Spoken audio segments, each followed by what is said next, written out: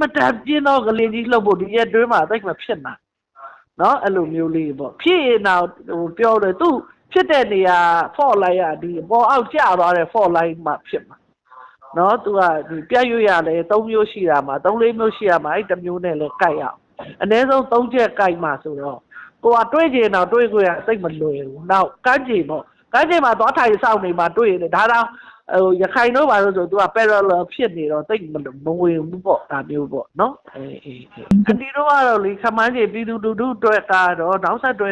ငလျင်ကတော့9လ6လလောက်တော့ဆက်တက်တယ်ငလျင်ရဲ့အခုငလျင်ကြီးပေါ့နော်ပြင်းထန်တဲ့ငလျင်ကြီး9.9ဆိုတဲ့အတွက်ဒီနောက်ဆက်တွဲငလျင်လေးတွေကတဖြည်းဖြည်းအားလျော့ပြီးတော့တဖြည်းဖြည်းသေးသွားမှာပေါ့အချိန်ကြီးကလည်းကျဲသွားမယ်ပေါ့အဲ့တော့4-5လ6လလောက်ထိတော့ဆက်အောင်ပါဟုတ်ကဲ့ဆရာမဟုတ်အဲ့ဒါဆိုအထူးသဖြင့်ဒီလှုပ်ခဲ့တဲ့နေရာတွေပေါ့စကိုင်းတို့မန္တလေးတို့နေပြည်တော်တို့